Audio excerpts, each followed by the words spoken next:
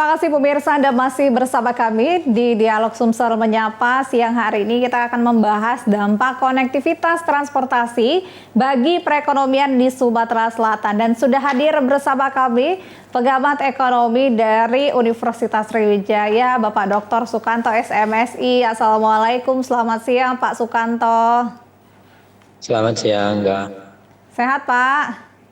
Alhamdulillah sehat. Oke, hari ini dalam rangka Hari Perhubungan Nasional ini Pak Sukanto, bagaimana Bapak melihat perkembangan infrastruktur transportasi di Sumatera Selatan dalam beberapa tahun terakhir ini Pak Sukanto? Baik, terima kasih Mbak atas waktunya. Yang pertama, kalau kita dilihat infrastruktur, khususnya infrastruktur jalan, tentu dalam 5 tahun terakhir atau hampir satu dekade, infrastruktur jalan mengalami perkembangan yang cukup baik gitu. Ini terlihat dari data yang kita punya di TW sampai 2021 saja, misalnya kondisi jalan nasional yang ada di Sumatera Selatan sekitar 93% ya, tergolong mantap ya kalau dilihat dari segi kemantapan. Kemudian dari sisanya itu tentu masih kurang mantap. Kemudian kalau kita lihat lagi struktur jalan lain, misalnya jalan kabupaten, kemudian jalan di level yang lebih kecil gitu ya, di jalan desa, ini yang menjadi fokus sebenarnya ke depan, karena konektivitas tentu tidak hanya menghubungkan antar kota dalam satu antar provinsi, tetapi juga kota kabupaten, kemudian dengan kecamatan. Nah, Sumsel bukan hanya infrastruktur jalan yang kita punya, kita bersyukur di Sumsel kita memiliki berbagai moda transportasi, mulai dari jalan, kemudian udara, kemudian laut. Yang tidak banyak, bahkan kereta api yang kita punya, dan tidak banyak wilayah yang memiliki kompleksitas atau memiliki banyak moda transportasi seperti Sumatera Selatan. Nah, kalau kita lihat ke sebelumnya 3 tahun terakhir juga, misalnya infrastruktur perkereta apian juga mengalami perbaikan, terutama di Kota Palembang ya, adanya LRT, kemudian di angkutan sungai juga terlihat perkembangannya, dan ini juga kita harapkan nanti bisa mendorong pertumbuhan ekonomi Sumsel pada khususnya, dan juga nanti akan menciptakan multiplier effect bagi daerah kabupaten kota. Oke. Mungkin itu. Oke, Pak Sukanto, kalau Bapak melihat nih ya, dengan adanya jalan tol, apalagi Sumatera Selatan ini menjadi tempat perlintasan dari Jawa ke Sumatera, provinsi-provinsi lainnya, bagaimana Pak Sukanto melihatnya ini, Pak? Halo, Pak Sukanto? Apakah suara kami terdengar? Pak Sukanto? Terjadi gangguan? Oke. Pemirsa, kami akan mencoba menghubungi kembali Pak Sukanto. Kita akan melihat sih bagaimana perkembangan infrastruktur transportasi di Sumatera Selatan. Tadi Pak Sukanto juga sudah mengulas ya, di Sumatera Selatan ini bukan hanya transportasi darat, tetapi juga ada kereta api, kemudian juga laut pun juga menjadi transportasi. Ini semua. Nah ya, Pak Sukanto masih terdengar suara kami? Agak putus-putus. Oh, putus-putus ya Pak ya. Pak, gimana kalau Bapak melihat nih, Sumatera Selatan kan sebagai perlintasan nih, apalagi dengan adanya tol baru-baru ini ya, perlintasan Sumatera Selatan khususnya dari Jawa menuju provinsi-provinsi lain di Pulau Sumatera. Gimana Pak Sukanto melihatnya, Pak?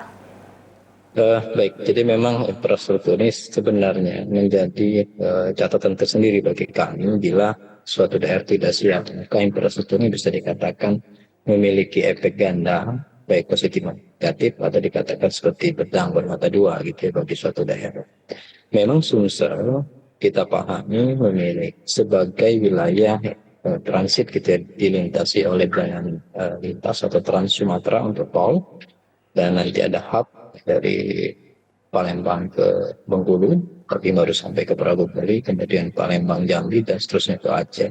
Tentu ini akan mendatangkan multiplier effect bagi kita bila kita siap dengan konsep-konsep hilirisasi produk-produk unggulan kita. Tetapi apabila kita tidak siap, maka akan berdampak kepada yang dikatakan sebagai kebocoran wilayah. Sebagai contoh misalnya, kita tidak kuat dalam industri pariwisata gitu.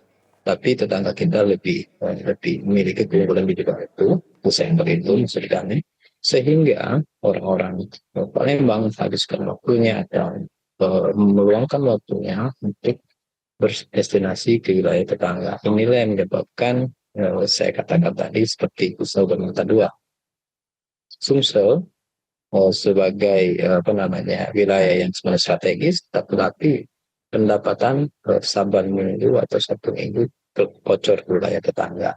Tetapi di lain pihak, kalau kita siap, tentu ini akan mendatangkan manfaat atau berkat tersendiri bagi kita karena menjadi pelintasan atau dikatakan tadi sebagai wilayah strategis seperti eh, apa namanya perekonomian daerah Sumatera Selatan itu sendiri.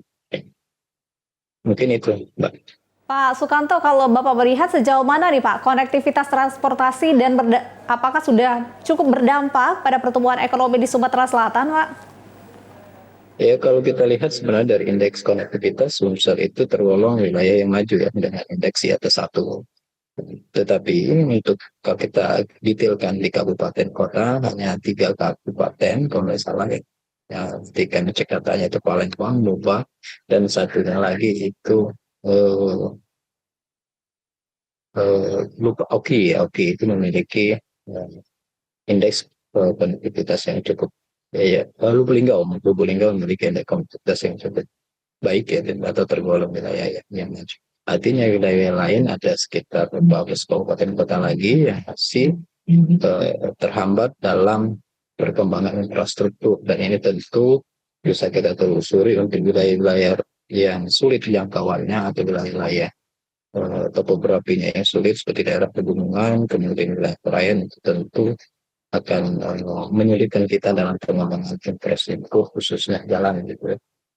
Nah, kalau kita lihat dampaknya tentu sangat berdampak sekali terhadap perekonomian kita yang tadinya wilayah-wilayah remote di Sumsel misalnya, kita sebut saja, dan dulu belum ada transportasi darat, orang membawa kelapa itu pakai perairan sehingga waktu yang ditempuh lama dan biaya yang tinggi atau melakukan high cost. Tetapi sekarang dari Sumsel orang bisa menggunakan akses jalan darat sehingga bisa menekan biaya produksi, tentu ini akan meningkatkan income bagi masyarakat yang ada di daerah-daerah Sumsel seperti contohnya. Kemudian wilayah-wilayah misalnya yang dulu minim dengan infrastruktur di wilayah-wilayah Moba, kemudian Muratarang, ketika tersentuh infrastruktur, mobilitas barang dan jasanya lebih tinggi sehingga berdampak kepada perekonomian daerah.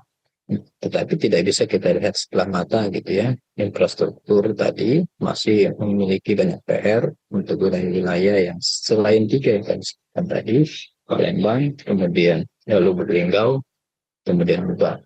Nah, wilayah-wilayah itu masih perlu kita endorse untuk pembangunan infrastruktur, terutama infrastruktur antar kecamatan maupun kecamatan dan desa. Mungkin itu, Mbak. Pak Sukanto, gimana Bapak ngelihat nih konektivitas transportasi ini mempengaruhi akses pasar bagi pelaku usaha lokal di Sumsel nih Pak? Betul, jadi ketika ada jalan kan tentu orang akan mudah untuk melakukan transaksi barang dan jasa. Misalnya wilayah-wilayah yang tadi belum ada jalan, ketika mereka komoditas utama adalah karet, tentu akan sulit untuk menjual hasil pertanian karet tadi. Tapi dengan jalan tentu akan menekan biaya ya kan. Biaya transportasinya yang lebih murah, kemudian setiap saat pun mereka bisa menjual karetnya. Ini dampak yang kecil, tetapi dampak yang lebih besar tentu dengan infrastruktur ini banyak penelitian menangkap kita itu menemukan bahwa infrastruktur yang akan berdampak pada perekonomian. Tentu kita lihat saja misalnya di wilayah Palembang dengan adanya infrastruktur yang baik, pergerakan barang dan jasanya juga baik dan efisiensi perekonomian menjadi pada peningkatan perekonomian secara global itu secara analisis makro. Ya, Mbak. Boleh Pak, silakan lanjutkan.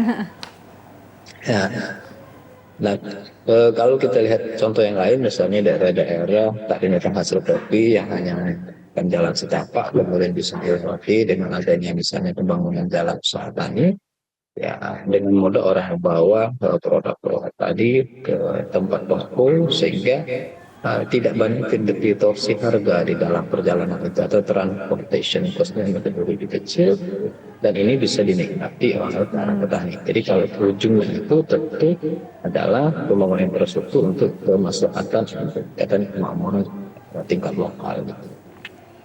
Oke, lalu kalau konektivitas transportasi dalam mendorong sektor pariwisata gimana Pak? Nanti dijawabnya Pak ya. Kita harus break dulu. Pemirsa, kami akan segera kembali, tetaplah bersama kami di Sumsel Menyapa.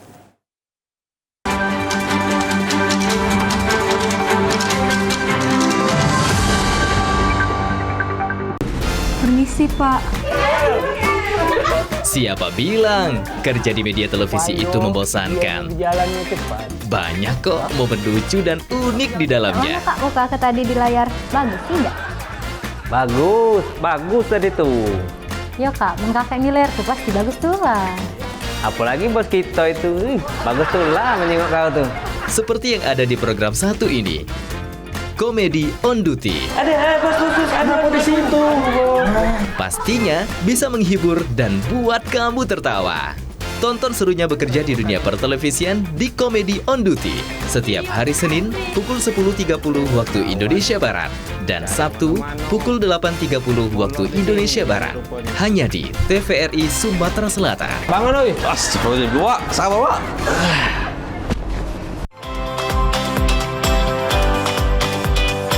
Di era modern, sistem pertanian mulai banyak dikembangkan guna meningkatkan presentasi hasil panen.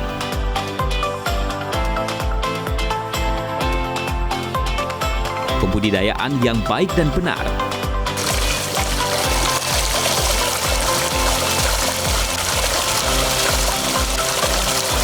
melakukan inovasi dan perbaikan kualitas hasil produk.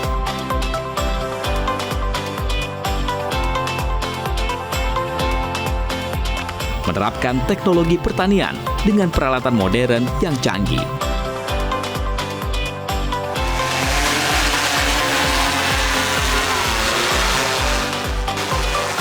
Semua informasi ini kami rangkum dalam Zona Tani. Dapat Anda saksikan setiap hari Sabtu pukul 12.30 waktu Indonesia Barat. Minggu pukul 15.30 waktu Indonesia Barat. Hanya di TVRI Sumatera Selatan.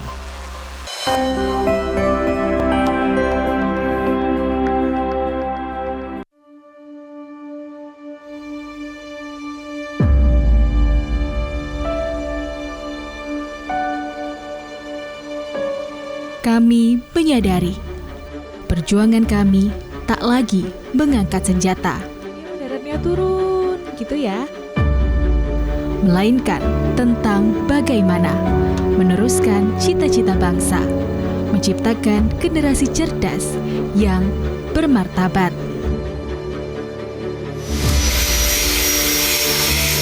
Kami yakin semua bisa dicapai.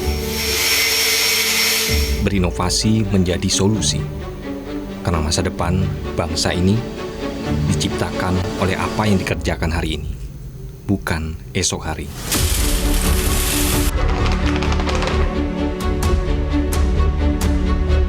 Kami sadar tak perlu menjadi yang hebat untuk membangun negeri ini, melainkan fokus mengembangkan kreativitas akan lebih berarti bagi yang menikmati.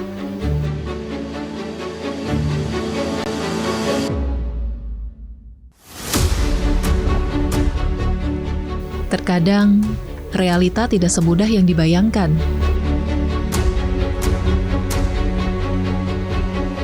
Kami tak pernah menyerah pada apa yang dihadapi.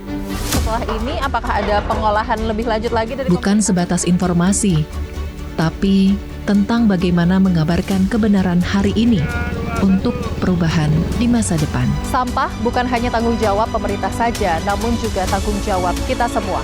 Demikian kondisi terkini kami laporkan. Siapapun dan dari manapun kami Kami tetap pemuda Indonesia.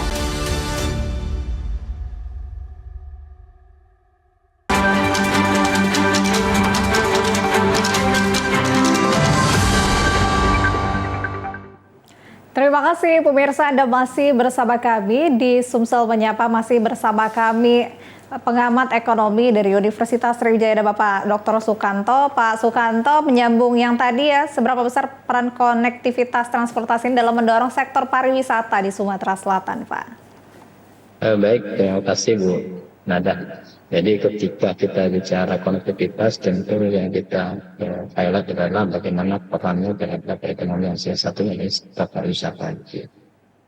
Nah, kita dari sisi sektor pariwisata kita akui secara sumber daya, tanda kutip alam di pariwisata tidak tertinggal karena kita tidak memiliki alam yang cukup ada di pegunungan, tetapi harus kita aset suksesnya lumayan jauh gitu ya, menyebabkan kita juga orang-orang Sumsel tentunya memilih vitamin C atau petik C gitu ya untuk pariwisata. Artinya kalau kami lihat secara data gitu ya, dampak infrastruktur terhadap pariwisata saat ini belum begitu tinggi gitu ya. Tetapi sektor-sektor penopang pariwisata seperti akomodasi, hotelan, tetapi bukan hanya untuk pariwisata dan juga logistik menggeliat dengan adanya infrastruktur. Misalnya sektor sebutkanlah perhotelan dan akomodasi lainnya juga terdampak atau peningkatan dampak dari infrastruktur. Tetapi kalau bicara pariwisata, tentu kalau kita buat statistik gitu ya, plus minusnya itu masih banyak minus ya. Artinya bisa seperti awal tadi, infrastruktur seperti bisa bermata dua itu adalah ketika orang-orang kita menghabiskan waktunya di tempat lain, gitu ya. Artinya kan uang kita dari keluar, artinya berdampak ke dalam lain. Sini kita lihat nanti di neraca income kita memang dari sisi sektor wisata kita relatif mengalami kebocoran wilayah. Mungkin itu Mbak Nana. Oke. Kalau dari pariwisata, lalu bagaimana dengan lapangan pekerjaan ini Pak, konektivitas terhadap transportasi khususnya bagi para tenaga kerja lokal Pak? Nah, jadi memang betul Mbak Nada. Jadi ketika kita bicara suatu sektor, tentu banyak kaitannya dengan sektor lain atau menciptakan multiplier effect terhadap sektor-sektor lain. Nah, penghubungnya itu adalah tenaga kerja atau labor. Berapa banyak tenaga kerja yang terserap akibat dari pergerakan satu sektor. Nah, nanti kalau kita lihat juga, gitu ya, yang paling banyak bergerak ini adalah di sektor-sektor real ya, bukan di sektor-sektor pariwisata. Memang kita pariwisatanya boleh dikatakan belum begitu baik gitu ya. Oleh karena itu mungkin infrastruktur ini kita arahkan nanti ke wilayah-wilayah yang memiliki destinasi wisata yang bisa membuat orang tertarik. Misalnya kita punya wilayah yang setara dengan puncak, pegunungan yang dingin, tetapi memang karena jaraknya yang lebih jauh, kemudian aksesibilitas relatif menghabiskan waktu lama, tentu ini harus kita carikan alternatif. Kalau jalan infrastruktur jalan belum bisa kita lakukan secara optimal, tentu kita masih memiliki tadi beberapa infrastruktur, misalnya infrastruktur udara. Dulu terpikir untuk misalnya wisata air, bukan tetapi kita menggunakan pesawat kecil yang landingnya itu bisa di danau. Dan ketika di Indonesia Timur gitu ya, mereka landing di air. Tapi kapasitasnya memang relatif kecil, mungkin 10 sampai 15 orang. Nah, ini juga kita dorong karena infrastruktur jalan ini untuk wilayah-wilayah yang memang unggulan pariwisata kan agak sulit karena satu lebihnya yang berbeda. Tinggal melanjutkan kita dan harus menghabiskan dana yang cukup banyak. Dan kita punya satu rencana waktu itu berbeda pariwisata di Pulau Mas Pari. Tapi memang lagi-lagi secara kompetitivitas atau desa kita lumayan tertinggal. Yang ini tidak banyak harus mengeluarkan biaya, tapi sudah dapat di Lampung kan polos-polos sedikit dapat dipakai. Kalau kita kan harus membuat sesuatu yang orang bisa tertarik pergi ke Pulau Mas Pari. Memang jaraknya jauh 8 jam dan destinasinya cuma satu ya. Nah ini juga menjadi kendala dalam pengembangan pariwisata. Oke, Pak Sukanto, kebijakan apa nih yang bisa kita sarankan untuk pemerintah daerah terkait peningkatan konektivitas transportasi dan juga gimana dampaknya terhadap ekonomi regional nih Pak? Oke, baik. Jadi pemerintah kalau kita lihat dari roadmap pengembangan, misalnya pembangunan atau sekarang ini yang susun, jadi memang salah satunya adalah pengembangan sektor atau ekonomi terbarukan. Tanda kutip ya, sumber-sumber ekonomi baru yang tidak sumber pengembangan kita punya alternatif. Salah satunya adalah pariwisata. Nah, kebijakan yang dilakukan penguatan infrastruktur yang ada, terutama konektivitas ke wilayah-wilayah yang menjadi yang memiliki keunggulan dalam bidang pariwisata, tidak hanya domestik tapi juga luar negeri. Kita juga mendorong dan pelabuhan ya, bandara kita menjadi bandara yang bukan hanya domestik tapi juga bandara internasional. Itu yang harus kita lakukan tahun depan. Karena dampaknya cukup dahsyat kalau kita mengalahkan akses ke luar negeri. Karena kita tidak susah payah untuk mempromosikan produk-produk kita keluar. Kalau ini kan kita harus ke Jakarta dulu untuk produk. Ketika bandara kita masih statusnya bandara domestik, itu yang pertama. Kita adalah mendorong kembali bagaimana kesulitan bandara untuk menjadi bandara internasional. Yang kedua, kita harus menghidupkan pelabuhan yang kita canangkan. Dan tentu sudah kita gariskan, misalnya pelabuhan pelaut di Tanjung Api-Api, kita bicara artinya lalu lintas barang dan jasa lebih cepat, dan kita akan mendapat efek yang lebih besar dari kedua itu pertama bandara ya, itu secara garis besar kebijakan yang bisa kita lakukan. Nah, kemudian yang ketiga adalah kita harus secara budaya gitu ya, bagaimana kita culture kita ini sebenarnya belum sepenuhnya mendukung kehidupan pariwisata, tetapi tanpa meninggalkan identitas kita secara lokal. Budaya ramah tamah kita tentu ini akan menjadi daya tarik. Dan satu lagi adalah bagaimana kita menggalakkan atau menggiatkan wisata kuliner kita ini sudah terkenal gitu ya, dengan produk-produk olahan dari segala. Mungkin itu 3 hal yang bisa kita lakukan dalam jangka pendek. Internasional, kemudian Tanjung Karat, ya Pak Sukanto ya, dan juga pariwisata dan juga kebudayaan yang perlu ditingkatkan gitu ya Pak ya. Betul. Oke, tantangannya apa sih Pak, khususnya dalam transportasi Pak, ini di Sumatera Selatan ini sebenarnya? Nah jadi ini bicara tantangan, jadi kita memang kalau kita lihat secara topografi wilayah kita, yang menjadi kendala adalah wilayah yang topografinya yang sulit atau ekstrim, misalnya perairan, pesisir Saudi, Bali, sebagian di penuaan Banyasin. Ini agak sulit bagi kita karena kosnya itu begitu. Atau wilayah-wilayah yang memang topografinya pegunungan, saja di Hulunya Moranin, dan di Semedo, kemudian wilayah di atasnya tebing tinggi. Ini wilayah-wilayah yang secara topografi yang sulit untuk kita merutaskan infrastruktur jalan. Tetapi bicara infrastruktur tadi kan ada 3-4 infrastruktur yang kita punya, tentu kita bisa mengoptimalkan salah satu saja untuk mendrive pertumbuhan ekonomi ke depan. Karena sumsum ini kita yakin di tahun 2045 ya, menyerupai Indonesia emas, kita memiliki slogan Indonesia Mapan ya, salah satunya tadi kita harus mencari alternatif sumber pertumbuhan ekonomi selain tambang, kita alihkan kepada industri-industri yang kita punya gitu ya. Salah satunya tadi industri pariwisata. Oke. Baik, terima kasih Pak Sukanto atas informasi dan ilmu yang sudah dibagi ini, bahwa memang kita perlu mencari sumber baru gitu ya, sumber pendapatan perekonomian baru di Sumatera Selatan, salah satunya adalah dengan pariwisata tadi. Selamat siang Pak Sukanto, sehat selalu, terima kasih banyak. Selamat siang. Oke.